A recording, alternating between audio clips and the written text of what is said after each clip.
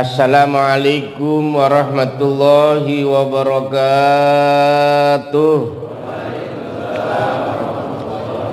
Alaihi wasallam yang terdapat dalam kitab Targhib wa Tarhib, di mana Syekh Al-Munjiri mengutip satu hadis. Kata beliau apa? Salasatun kulluhum dominun Allah in asa ruzika wa kufiya.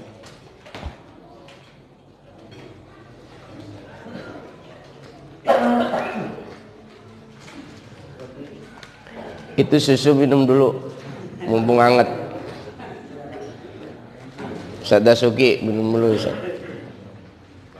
Hangat enak ke perut tuh, enak hangat.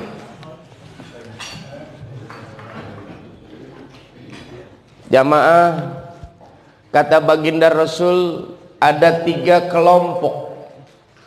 Mudah-mudahan nih 3-3-nya ada di kita semua, amin. Ada 3 kelompok kata baginda Rasul.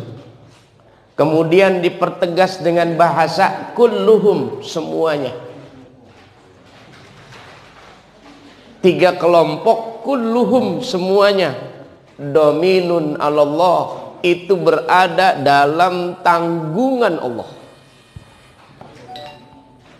Tanggungan bagaimana jamaah rahimakumullah? Yang ditanggung in asa ruzika wa kufiya. Kalau orang yang 3 kelompok itu masih hidup, rezekinya diberikan wa kufiya, dan dicukupi rezekinya. Bagaimana Ustaz kalau 3 kelompok itu meninggal dunia? Wa in mata adkhalahul jannah. Kalau dia meninggal dunia akan dimasukkan ke dalam surga. Wah, enak banget ini mah pokoknya. Hidup dikasih rezeki dan dicukupi, mati meninggal dunia. Yang pertama, man dakhalahu ila baitihi fasallim alaih. Orang yang berangkat dari mana-mana, pulang sampai rumah cuma ngucapin assalamualaikum.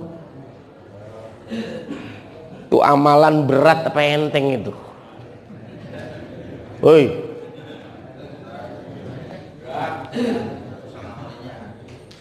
masuk ke rumah ngucapin assalamualaikum.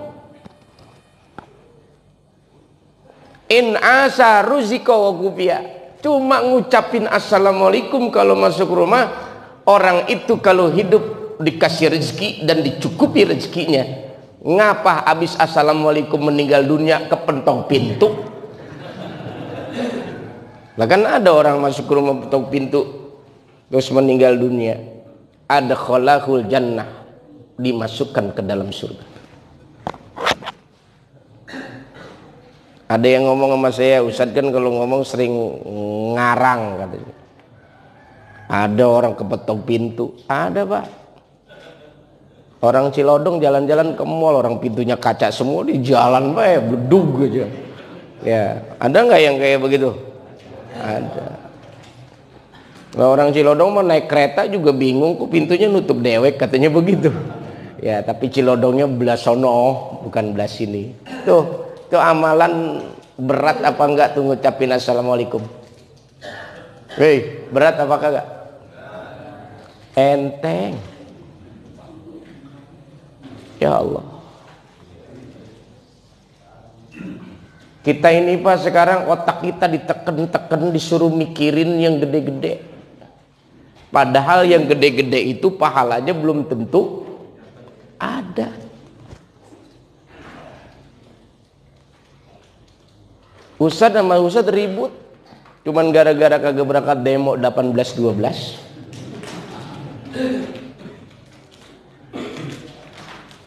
Bener nggak? Padahal ada amalan yang sederhana yang kalau kita hidup dijamin rezeki kita dan dicukupi, dan kalau meninggal dunia masuk surga. Assalamualaikum.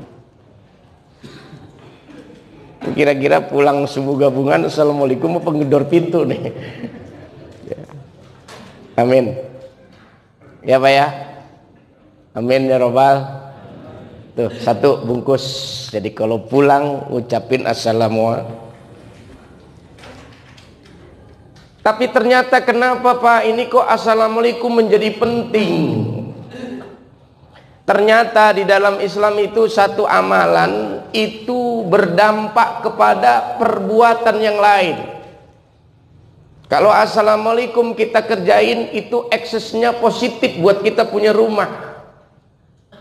Tapi kalau kita tidak mengucapkan assalamualaikum masuk ke rumah, ternyata banyak dampak negatif yang akan muncul di rumah kita. Apa kata kitab Wasiyatul Mustafa? Barang siapa yang pergi dari mana-mana terus dia pulang masuk ke rumah tidak memberi salam, setan di belakangnya ngererot ngintilin. Lah kan pulang subuh gabungan, nih subuh gabungan juga di masjid, keluar mah setan lagi nungguin kan. Setan ngererot ngintilin. Masa Ustaz Yakub diintilin setan, setannya juga Ustaz. Mana Ustaz Yakub? Tuh aki-aki suaranya masih enak baik. Ya. Apakah kata kitab Wasiyatul Mustafa? Barang siapa yang masuk ke rumahnya dia tidak memberikan salam, maka setan masuk ke dalam rumah itu. Habis masuk, apakah itu setan cukup masuk? Dia ngambil WA, dia WA ke grupnya setan. Kata setan, nih enak tempat. Kumpul itu setan. Setiap kita pulang dari mana-mana tidak memberi salam, itu setan ngintilin. Disinilah kata baginda Rasul, la taj'alu buyutakum maqabir, jangan kau jadikan rumah kalian itu seperti kuburan. Salah satunya kalau pulang dari mana-mana assalamualaikum. Kalau kagak ngundang setan, semakin banyak setan semakin gersang rumah. Tanya ada orang punya rumah bagus banget, ngaji kagak pernah dipakai ngaji tuh rumah. Sekali-kalinya kumpul sama tetangga main gaplek. Kampung saya itu ada rumah mewah dibangun ratusan juta, pagernya tinggi, ada bel di depan, pas masuk ke dalam ada pelang, tidak menerima pungutan apapun. Lah kalau nggak nerima pungutan apapun, boro-boro mau ngajak ngaji, orang dimintain sedekah aja kagak boleh. Cipayung sini mah enggak. Ada yang pernah rumahnya di sini nggak pernah diisiin ngaji? Ada ngacung. Mulai besok undang jamaah. Kan ada kan keliling-keliling ya Pak, undang jamaah, amin ya robbal, supaya rumah kita tidak jadi kubu. Itu satu. Amalin, Nabi yang bilang. Kita kalau nggak mau percaya sama Nabi, mau percaya sama siapa lagi Pak? Ada satu keterangan begini, pendapat siapapun boleh diterima, boleh ditolak, kecuali pendapatnya baginda Rasulullah Sallallahu Alaihi Wasallam. Apalagi ini hadis terdapat di dalam kitab Targhib wa Tarhib. Syekh Al-Munjiri memasukkan hadis itu di dalam bab ibadah. Apa amalannya? Sederhana, assalamualaikum. Kapan itu diucapkan? Ketika kita masuk ke rumahnya kosong Ustadz, kan disuruhnya memberi salam bukan jawab salam. Mau dijawab kek, mau kagak kek, assalamualaikum. Amin ya rabbal. Itu satu. Jadi ini harus diwirid, harus diwirid. Nah, amalan ini jamaah rahimakumullah, kata Ibnu Athaillah As-Sakandari dalam kitabnya, ini berlaku untuk semua profesi manusia.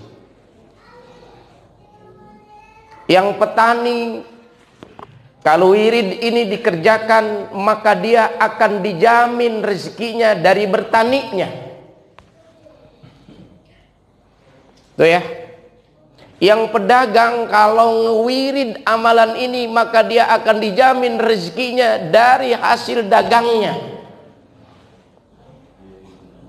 Jadi kalau jadi pedagang nggak usah minta wirid dan lain-lain, apalagi segala apa itu, wapak. Itu di laci duit warung lapak. Udah wiridin aja, assalamualaikum. Masuk rumah, assalamualaikum. Rembesin ke hati, yakin. Kita ini kan kadang-kadang sama agama ngomong kenceng ke hati kagak rembes. Zikir nih kenceng banget, amin kenceng banget, tapi kagak rembes ke hati. Jadi kalau kita amin yang pelan rembes ke hati, apalagi kenceng rembes ke hatinya jarem. Ya ada orang assalamualaikum, assalamualaikum, tapi nggak rembes ke hati. Amalan apapun kalau kita lakukan rembes ke hati enak. Kayak tadi Ustadz Yakub baca sholawat dustur, hati kayak dioyang-goyang. Itu satu. Yang kedua, kayaknya ini amalan kita semua ya. Satu, berarti kelompok pertama kita termasuk. Yang kedua, kelompok kedua termasuk apa kagak nih ya? Man kharaja ilal masjid. Man barang siapa kharaja. Man barang siapa kharaja yang keluar ilal masjid, masuk ke masjid. Barang siapa yang keluar dari rumah kemudian dah masuk ke masjid. Ini hadisnya masuk ke masjid doang. Kita termasuk nggak nih? Termasuk.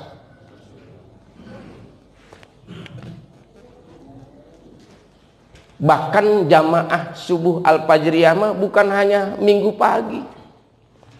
Kalau minggu pagi itu bukti daripada kita rajin ke masjid. Orang yang buktinya dia rajin ke masjid, kalau ada subuh gabungan jauh pasti dia datang. Amin ya robbal. Karena mohon maaf Pak, orang kalau bersyukur sama barang yang kecil, sama barang yang gede pasti dia bersyukur. Orang yang biasanya ama yang dekat datang, ama yang jauh pasti datang. Itu berarti orang tulus, betul apa kagak?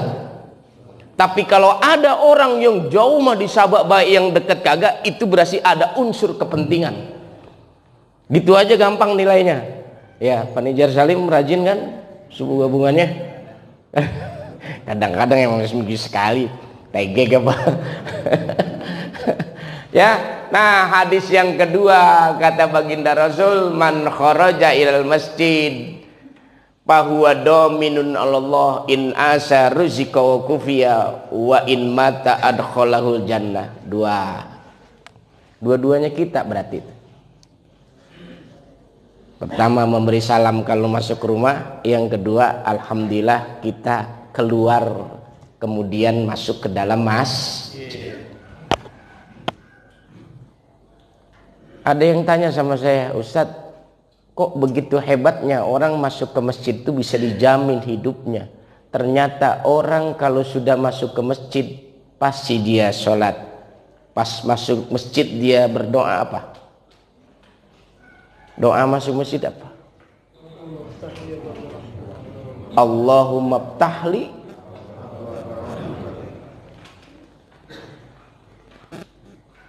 Yang dipinta pertama Pak, orang kalau masuk masjid apa? Ya Rob, bukakanlah pintu rahmat untukku. Tiap hari dia, setiap waktu datang ke masjid pasti dia baca doa itu.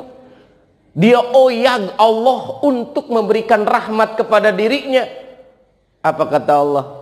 Malaikat rahmat tuh ada hambaku, setiap saat dia datang ke masjid dia baca doa. Coba intip apa sih keperluannya. Jadi kalau ngomong rahmat tuh begitu Pak, intip kata Allah apa keperluannya tuh hamba saya. bukan apa yang kita butuhkan. Kita perlu apa Allah tahu. Wah, besok mau nikahin ya Rob, dia pantas be doanya apa medok. Emang kurang apa? Kurang beras 2 karung. Oyagno tetangganya.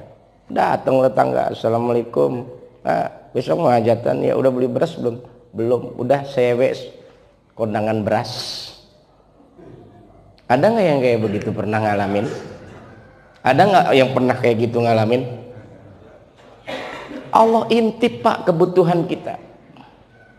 Makanya kalau Allah pengen ngintip kebutuhan kita, kemudian ditanggung kebutuhan kita, ya kita kudu pinter-pinter ngintip juga. Gimana celahnya? Salah satunya masuk ke masjid, masukin kaki kanan, Allah maftahli. Tuh datang duit. Masuk masjid. Gara-gara masuk masjid. Itu kalau dimasukin amplop, ya dikasih saya. Saya kasih istri saya. Kata dia, ini tumbenan amplop tebel banget. Tebelnya doang. Makanya sekarang saya sejago begini, Ustaz gimana kalau ceramah? Mikirin amplop apa kagak? Terus isinya juga kagak. Karena tebel gua kadang-kadang tebel doang gitu kan. Terus Ustaz jumlahnya. Tambahin sekarang jumlahnya. Saya mah ke Al-Fizriyah ini aja tadi, pengen ngamalin hadis yang tadi. Karena Al-Fajriyah amplopnya saya udah bisa tebak. Ngapain saya terus gini? Ngapain mikirin lagi kan? Kayak pegawai negeri kan PA masih mikirin gaji baik. Buguan setiap tanggal 1 pasti rekeningnya masuk gaji. Masih puyeng baik. Bener apa enggak Pak? Jadi urusan rezeki mah nggak usah dipikirin lah. Bapak emang punya duit kagak punya duit, urusan ketemu baik. Bener apa kagak? Ya udah, yang penting mah. Makanya kata Syekh Abnu Athaillah bilang, arih nafsaka minat tadbir. Kita ini disuruh istirahat ngurusin yang bukan urusan kita. Kita disuruh ngistirahatin badan kita supaya jangan banyak mikirin yang bukan urusan. Bukan sholat juga jarang-jarang masih ngurusin urusan orang. Bener nggak Pak? Tuh ulama bilang arih nafsaka minat tadbir. Apalagi umur udah 65 tahun, lagi gunteng di kebon, ngomongin apaan?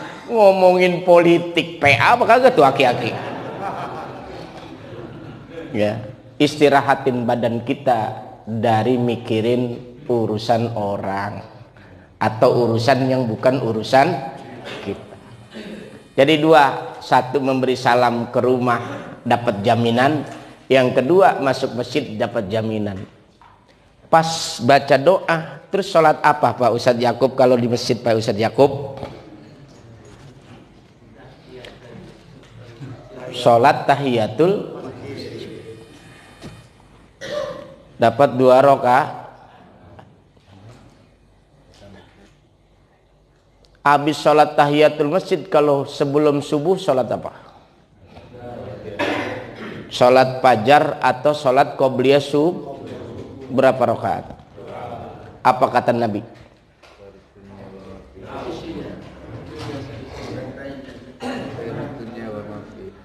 Tuh, khairun minad dunya wa ma.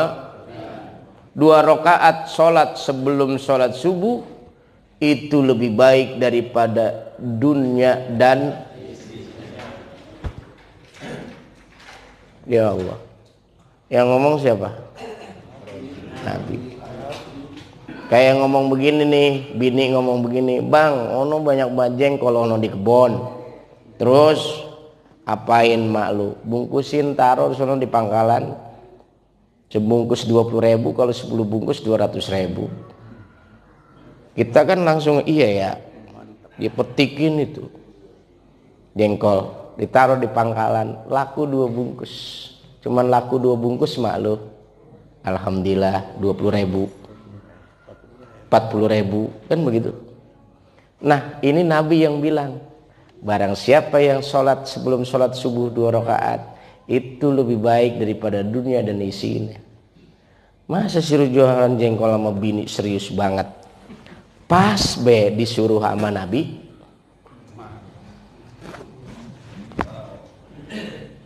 Maka saya bilang sama umat Islam mau jadi kaya gampang. Banyak celahnya. Amin ya robbal. Ustadz, saya mah kagak bisa sholat sebelum subuh. Kenapa emang bangunnya pas subuh? Pas bedug subuh saya bangun, kucak. Pas datang ke masjid itu juga udah amin rakaat pertama. Alhamdulillah. Biasanya orang yang tidur nyenyak bangunnya subuh, Pak, itu problem dunia dia nggak bawa. Bener nggak? Ada orang nih kalau tidur jam 9 malam udah tidur, bangun pas bedug subuh, itu orang ahli surga. Bingung saya aku.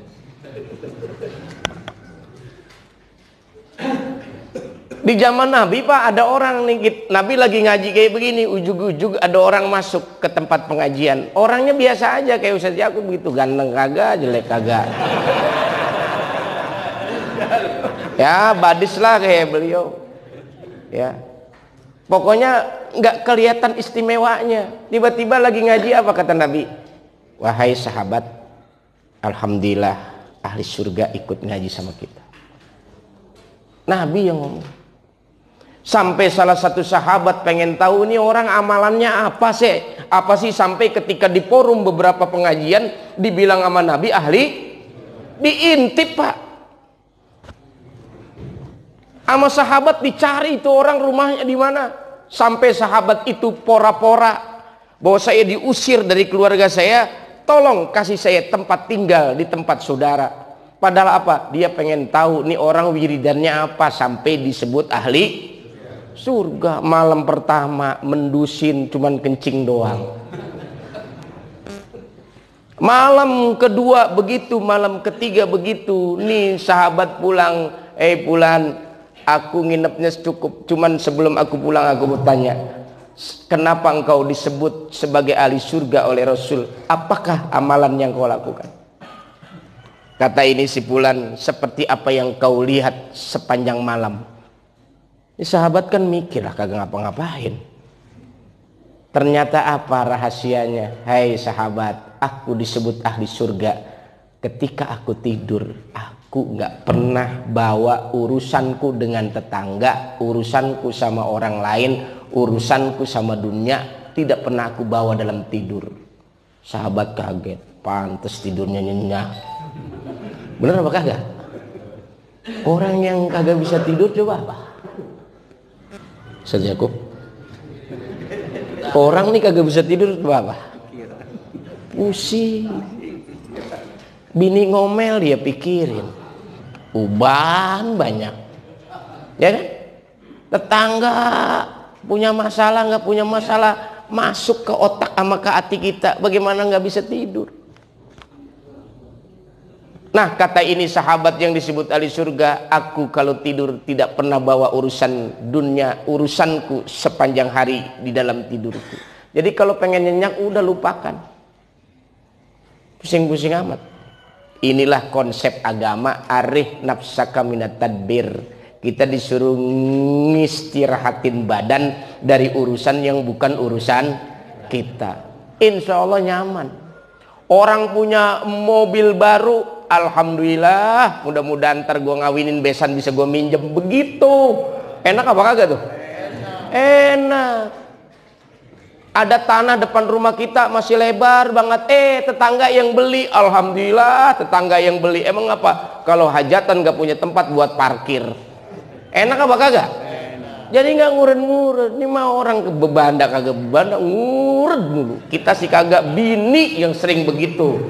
Jadi kita nulad orang wadon di belakang. Orang pada cemberut bae orang wadon di belakang apa ya? Tuh, ya Allah. Terus kalau habis sholat kita disuruh ngapain? duduk seukuran, kalau dalam bahasa keterangan yang lain, kalau kita habis sholat duduk seukuran orang nyembeli ontak selesai. Nah lo,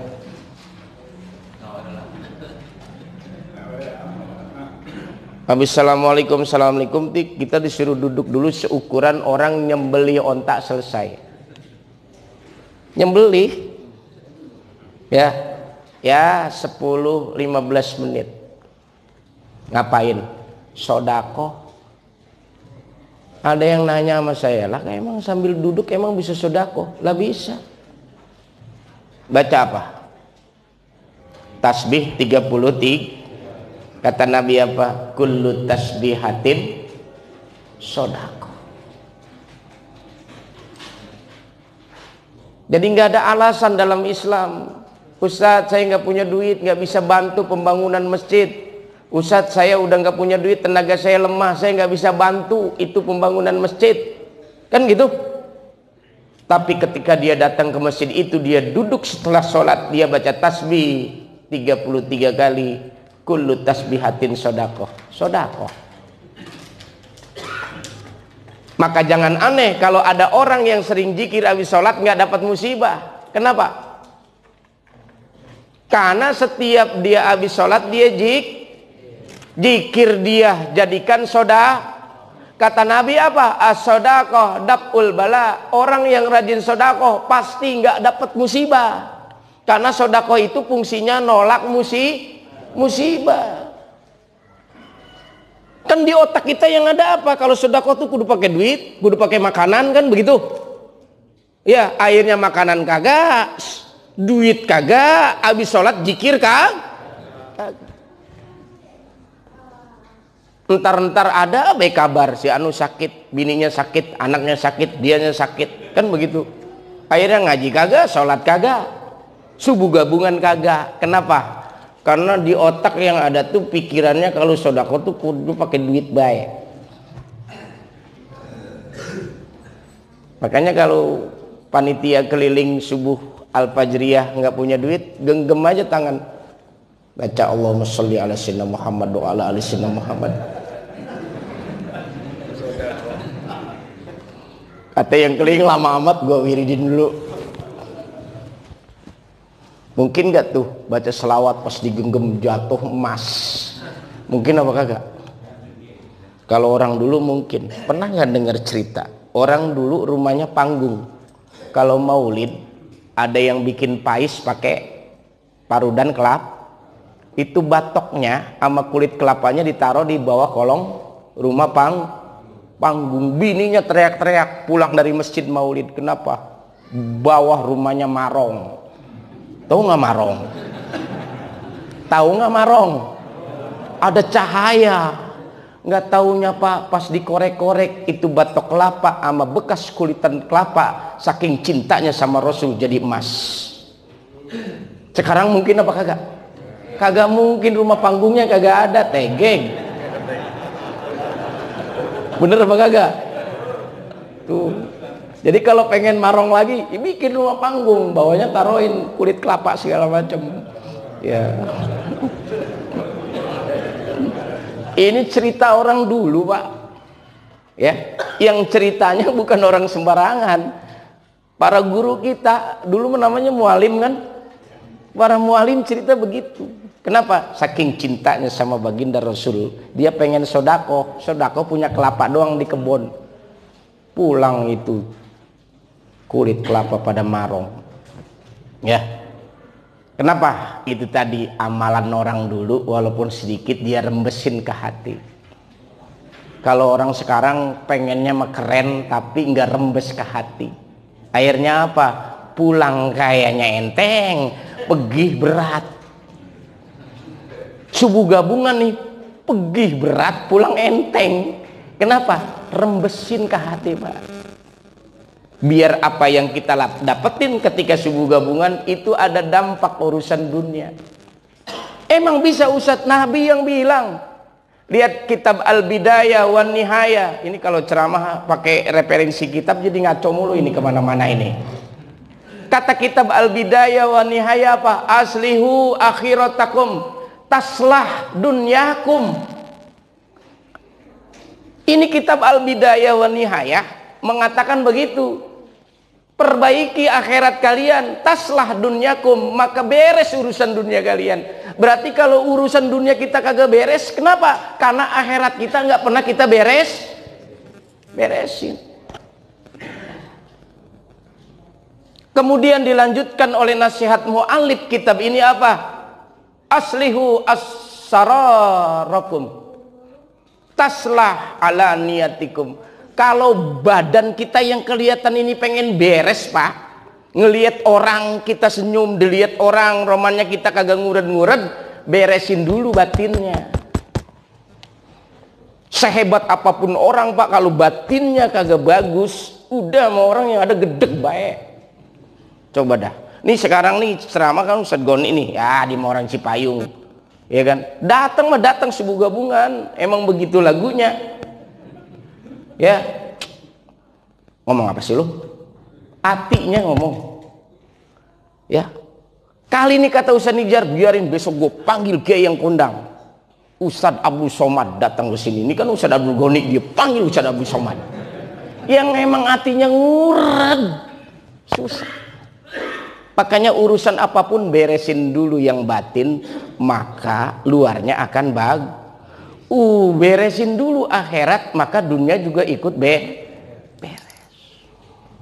Gitu, Bu.